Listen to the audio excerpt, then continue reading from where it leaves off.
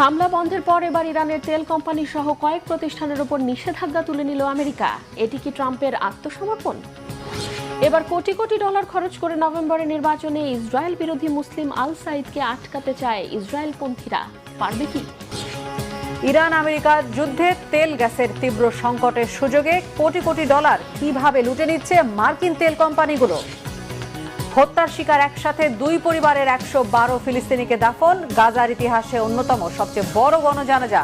এই নৃশংসতার শেষ কোথায়? ইরানের কঠোর অবস্থানের কাছে হেরে এবার শুধু হামলা বন্ধ নয়, বরং তেল কোম্পানি সহ আইআরজিসি সংশ্লিষ্ট কয়েকটি প্রতিষ্ঠানের ওপর থেকে নিষেধাজ্ঞা তুলে নিতেও বাধ্য হয়েছে চরম ক্ষমতাধর আমেরিকা। যুক্তরাষ্ট্রের হুমকি আর অনুরোধের বিন্দুমাত্র পাত্তা না দিয়ে হরমুজ প্রণালী ইস্যুতে ওমানের সাথে ইরানের চুক্তি প্রায় চূড়ান্ত করার পরই এই পদক্ষেপ নিল ট্রাম্প প্রশাসন। এখন রীতিমতো এই যুদ্ধ থেকে মানসম্মান নিয়ে বেরোতে মরিয়া সাম্রাজ্যবাদী আমেরিকা। প্রশ্ন আসে, আমেরিকা কি সেই সুযোগ দেবে ইরান? তাদের সাথে কি আলোচনার টেবিলে ফিরবে তেহরান? মেহরাব হোসেন খানের ডেস্ক রিপোর্ট। প্রায় এক সপ্তাহ হলো ইরানে মার্কিন বাহিনীর হামলা আর প্রত্যাঘাত থেমেছে। তুলনামূলক শান্ত ইরানের রাজধানী তেহরান সহ ঘটনাবহুল হরমুজ প্রণালীর নিকটবর্তী তেল সমৃদ্ধ দ্বীপ আর প্রদেশগুলো। মার্কিন প্রেসিডেন্ট ডোনাল্ড ট্রাম্প ইরানের সাথে সমঝোতার বার্তা আদান প্রদানের দাবি করলেও নিয়মিত যা অস্বীকার করে আসছে তেহরান। আলোচনা আর হুমকি ধুমকি ঘুরে ফিরে আটকে আছে বিশ্ববাজারে তেল পরিবহনের গুরুত্বপূর্ণ পথ হরমুজ প্রণালীর নিয়ন্ত্রণের প্রশ্নে। এমন অবস্থায় যুক্তরাষ্ট্রকে পাশ কাটিয়ে ওমানের সাথে ইরানের মধ্যস্থতা কত দূর এগুলো? অস্ত্রের মজুদের টান পড়ার তথ্য অস্বীকার করলেও এ নিয়ে ট্রাম্পের ক্ষোভের রহস্য কি? শেষবার সমঝোতার সুযোগ দিতেই মার্কিন বাহিনীর হামলা থেমেছে ইরানে। গত এক সপ্তাহে এই বক্তব্য অনেকটা টেপ রেকর্ডারের মতো বাজাচ্ছেন প্রেসিডেন্ট ট্রাম্প। যদিও এই সিদ্ধান্তের আগেই তোলপাড় ফেলে দেয় মার্কিন অস্ত্রের মজুদে টান পড়ার খবর। পেন্টাগনের গোপন তথ্যটি ফাঁস করে দেয় খোদ মার্কিন গণমাধ্যম। একে আবারও অস্বীকার করে জনগণকে আশ্বস্ত করেছেন প্রেসিডেন্ট ট্রাম্প। বলেছেন, বিশ্বের যে কোনো দেশের তুলনায় বিপুল পরিমাণ অস্ত্রের মজুদ আছে আমেরিকার। অথচ একাধিক মার্কিন সামরিক কর্মকর্তার বরাত দিয়ে সিবিএস নিউজ নেটওয়ার্ক জানিয়েছে, ইরানের সাথে যুদ্ধের 5 মাসে নির্ভুল দূরপাল্লার ক্ষেপণাস্ত্রের সমস্ত মজুদ শেষ করে ফেলেছে মার্কিন বাহিনী। বিশেষ করে অ্যাটাকামস আর্মি ট্যাকটিক্যাল মিসাইল সিস্টেম ক্ষেপণাস্ত্রের মজুদ প্রায় শেষের পথে। এর আগে সিএনএন জানিয়েছিল, ইরানে হামলা চালাতে গিয়ে আকাশ প্রতিরক্ষা ব্যবস্থা থার্ডের প্রায় 80% আর প্যাট্রিয়টের প্রায় অর্ধেক ক্ষেপণাস্ত্রের মজুদ শেষ করে ফেলেছে আমেরিকা। শান্তি সমঝোতা নিয়ে ঘোলাটে অনিশ্চিত পরিস্থিতিতে ফক্স নিউজে সাক্ষাৎকার দিয়েছেন মার্কিন ভাইস প্রেসিডেন্ট জেডি ভ্যান্স। অচল অবস্থার দায় চাপিয়েছেন তেহরানের ওপর। ইরানের সাথে আলোচনা বারবার শুরু হওয়া আর থমকে যাওয়া চক্রাকারে চলতে থাকায় ট্রাম্প প্রশাসনের অন্দরমহলে বহমান হতাশার লু হাওয়া আড়াল করতে পারেননি তিনি। বলেছেন, আপাতত পরিস্থিতি পর্যবেক্ষণ করে সিদ্ধান্ত গ্রহণ করবে আমেরিকা। আমি বুঝতে পারছি যে আমেরিকার জনগণ হয়তো বিষয়গুলো দেখে ভাবছে আমরা হয়তো সমাধানের পথে এগুচ্ছি, আবার পরক্ষণেই মনে হচ্ছে কোনো অগ্রগতি হচ্ছে না। আসলে বাস্তবতা হচ্ছে, প্রথমত ইরানিরা অত্যন্ত জটিল প্রকৃতির মানুষ, দ্বিতীয়ত তাদের শাসন ব্যবস্থা খণ্ড বিখণ্ড অবস্থায় আছে। তাই তাদের বিদ্যমান শাসন ব্যবস্থার মধ্যেই এমন মানুষ আছেন যারা চান যুদ্ধ শেষ হয়ে যাক, আবার এমন উগ্রপন্থী চরমপন্থীরাও আছেন যারা চাচ্ছেন যুদ্ধ চালিয়ে যেতে। ট্রাম্প বা ভ্যান্স ইরান নিয়ে যাই বলুন না কেন, আমেরিকার নেয়া নিয়মিত পদক্ষেপ ভিন্ন ইঙ্গিত দিচ্ছে। তেহরানকে শান্তি আলোচনা টেবিলে ফেরাতে ওয়াশিংটন যে কতটা কাতর হয়ে উঠেছে তার নজিরও দেখালো ট্রাম্প প্রশাসন। এবার ইরানের বিপ্লবী গার্ড আইআরজিসির সাথে সম্পর্কিত দুটি প্রতিষ্ঠান আর দুটি বিমানের ওপর থেকে নিষেধাজ্ঞা প্রত্যাহারের মতো কর্মকাণ্ডে নমনীয় হওয়ার বার্তা দিয়েছে যুক্তরাষ্ট্রের রাজস্ব বিভাগ। নিষেধাজ্ঞা উঠেছে ইরাকের fly Baghdad airlines, Iraq express আর দুটি বোয়িং 737 এয়ারক্রাফটের উপর থেকে। এদিকে হরমুজের নিয়ন্ত্রণ নিয়ে ট্রাম্প প্রশাসনের হাকডাক আর হুমকি মোটেই পাত্তা না দিয়ে যুক্তরাষ্ট্রকে পাশ কাটিয়ে ওমানের সাথে সমঝোতা চূড়ান্ত করেছে ইরান। এ নিয়ে খুবই আশাব্যঞ্জক প্রতিক্রিয়া দিয়েছেন ইরানের পররাষ্ট্র মন্ত্রণালয়ের মুখপাত্র ইসমাইল বাঘাই। যুক্তরাষ্ট্রের দিকে ইঙ্গিত করে তৃতীয় পক্ষের প্রতিবন্ধকতার আশঙ্কাও করছেন তিনি। তেহরান জানিয়েছে মূলত হরমুজ হয়ে জাহাজ চলাচলের দুটি রুট চূড়ান্ত করা হয়েছে। একটি হচ্ছে ওমান আর সংযুক্ত আরব আমিরাত উপকূল ঘেঁষে, আর অন্যটি হবে ইরানের সমুদ্র সীমার পাশ দিয়ে। আন্তর্জাতিক তেল পরিবহনের গুরুত্বপূর্ণ জলপথ হরমুজ নিয়ে তীব্র টানাপোড়েনের মধ্যেই আরেক কৌশলগত নৌরুট বাব আল মানদেবে অবস্থান দিনকে দিন জোরালো করছে ইয়েমেনের হুতি বাহিনী। আবারও সৌদি আরবের দুটি তেলবাহী জাহাজে হামলা চালিয়েছে ইরান সমর্থিত হুতি যোদ্ধারা। এতে গত কয়েকদিনে হুতিদের হামলায় আক্রান্ত হল সৌদির অন্তত 12টি জাহাজ। এবারে জেরুজালেমের পবিত্র আল আকসা মসজিদ ঘিরে নতুন ষড়যন্ত্রের উদ্বেগ ছড়িয়ে পড়েছে। মুসলিমদের পবিত্র এই ধর্মীয় স্থান দখলের পায়তারা চালাচ্ছে ইসরায়েল, এমন অভিযোগ এনে সতর্কতা জানিয়েছে জর্ডান। এই অবস্থায় আরব ও মুসলিম বিশ্বের শীর্ষ কূটনীতিকদের নিয়ে জরুরি বৈঠক ডেকেছে দেশটি। বিশ্লেষকরা বলছেন, আল আকসাকে কেন্দ্র করে নতুন কোনো পদক্ষেপ শুধু ফিলিস্তিন, ইসরায়েল বা মধ্যপ্রাচ্যের সংকট নয়, বরং এটি গোটা মুসলিম বিশ্বে সংঘাত ছড়িয়ে পড়ার প্রেক্ষাপট তৈরি করতে পারে। হেজেল জোবাইরের ডেস্ক রিপোর্ট। মুসলিমদের অন্যতম পবিত্র স্থান আল আকসা মসজিদ ঘিরে বিস্ফোরক পরিস্থিতি তৈরি হয়েছে। জেরুজালেমে মুসলিমদের সবচেয়ে গুরুত্বপূর্ণ এই ধর্মীয় স্থাপনা ইসরায়েলের দখলে চলে যাওয়ার ঘোর আশঙ্কা তৈরি হয়েছে বলে সতর্ক করেছে জর্ডান। পরিস্থিতিকে অত্যন্ত স্পর্শকাতর উল্লেখ করে দেশটি আরব লীগভুক্ত রাষ্ট্রগুলোর পাশাপাশি তুরস্ক, ইন্দোনেশিয়া, মালয়েশিয়া ও পাকিস্তানের পররাষ্ট্রমন্ত্রীদের নিয়ে জরুরি বৈঠক আহ্বান করেছে। আল আকসায় কোনো ধরনের হস্তক্ষেপ হলে তার প্রতিক্রিয়া শুধু জেরুজালেম বা ফিলিস্তিনেই সীমাবদ্ধ থাকবে না, বরং তা গোটা মুসলিম বিশ্ব জুড়ে নতুন উত্তেজনার জন্ম দেবে বলে সতর্ক করেছে আম্মান। জর্ডানের পররাষ্ট্রমন্ত্রী আয়মান সাফাদি জানিয়েছেন, জেরুজালেম এখন এমন এক অবস্থায় পৌঁছেছে যেখানে সামান্য একটি উস্কানিও বড় ধরনের ধর্মীয় সংঘাতে রূপ নিতে পারে। গার্ডিয়ানের প্রতিবেদনে বলা হয়েছে, এই উদ্বেগের অন্যতম কারণ গত 23 জুলাইয়ের এক ঘটনা। সেদিন পূর্বের নিষেধাজ্ঞা লঙ্ঘন করে ইসরায়েলের জাতীয় নিরাপত্তা মন্ত্রী ইতামার বেন গভিরের নেতৃত্বে ধর্মীয় ডানপন্থী ও বসতি স্থাপনকারী সহ 2000-এর বেশি ইসরায়েলি আল আকসা প্রাঙ্গণে প্রবেশ করে। সেখানে তারা ইহুদি রীতিতে প্রার্থনা ও বিভিন্ন ধর্মীয় আচার পালন করে। জর্ডানের কর্মকর্তাদের মতে, আধুনিক ইতিহাসে আল আকসার বিদ্যমান ব্যবস্থার ওপর এটি ছিল সবচেয়ে গুরুতর চ্যালেঞ্জগুলোর একটি। তাদের অভিযোগ, এমন ঘটনা শুধু প্রচলিত নিয়ম লঙ্ঘনই নয়, বরং ভবিষ্যতে আল আকসা দখলে নেয়ার ইঙ্গিতও বহন করছে। আল আকসা কমপ্লেক্স, যা ইহুদিদের কাছে টেম্পল মাউন্ট নামে পরিচিত, বহু দশক ধরে একটি বিশেষ ধর্মীয় সমঝোতার আওতায় পরিচালিত হয়ে আসছে। 1967 সালের যুদ্ধের পর থেকে কার্যকর এই স্ট্যাটাস কো অনুযায়ী মুসলিমরা সেখানে নামাজ আদায় করতে পারেন, কিন্তু ইহুদিরা প্রকাশ্যে প্রার্থনার অনুমতি নেই। একই সঙ্গে পবিত্র এই স্থানের ধর্মীয় তত্ত্বাবধান ঐতিহাসিকভাবে জর্ডানের হাশেমি রাজ পরিবারের হাতে রয়েছে, যা পরবর্তীতে ইসরায়েল জর্ডান শান্তি চুক্তিতেও স্বীকৃতি পায়। জর্ডান বলছে, এই ব্যবস্থাকে দুর্বল করার যে কোনো পদক্ষেপ বহু বছরের কূটনৈতিক ভারসাম্য ভেঙে দিতে পারে। উদ্বেগ আরও বাড়িয়েছে আল আকসা সংলগ্ন এলাকায় ইহুদিদের বিশেষ পুলিশ ইউনিট গঠনে উদ্যোগের খবর। সেপ্টেম্বরে ইহুদিদের গুরুত্বপূর্ণ ধর্মীয় উৎসবকে সামনে রেখে উগ্র ডানপন্থী গোষ্ঠীগুলোর তৎপরতা আরও বাড়তে পারে বলে আশঙ্কা করছে জর্ডান।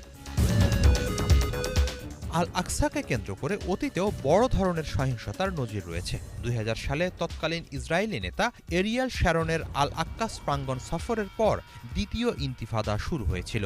4 বছরের বেশি সময় ধরে চলা সেই সংঘাতে হাজারো মানুষ প্রাণ হারায় এবং পুরো অঞ্চল দীর্ঘ অস্থিরতার মধ্যে পড়ে। সেই অভিজ্ঞতাই বর্তমান পরিস্থিতি নিয়ে জর্ডানের উদ্বেগকে আরও বাড়িয়ে তুলেছে। তবে জর্ডানের দুশ্চিন্তা শুধু আল আকসা ঘিরেই সীমাবদ্ধ নয়। দেশটি পশ্চিম তীরে ফিলিস্তিনিদের সম্ভাব্য ব্যাপক বাস্তুচ্যুতির আশঙ্কাও করছে।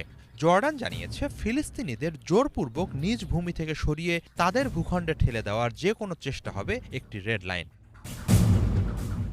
পানি বণ্টন, গাজা যুদ্ধ এবং পশ্চিম তীরে ইসরায়েলি কর্মকাণ্ডকে ঘিরে দুই দেশের সম্পর্কে টানাপোড়েন চলছেই। এরই মাঝে আল আকসা মসজিদ ঘিরে সৃষ্ট সংকট মধ্যপ্রাচ্যের ভূরাজনীতি এবং আঞ্চলিক নিরাপত্তাকে বড় আকারে অস্থিতিশীল করতে পারে বলে গভীর সতর্কতা জানাচ্ছেন পর্যবেক্ষকরা। শুধু তাই নয়, গোটা বিশ্বের মুসলিম জনগোষ্ঠী এতে ক্ষুব্ধ হয়ে উঠবে। সব মিলিয়ে পরিস্থিতি চলে যেতে পারে নিয়ন্ত্রণের বাইরে।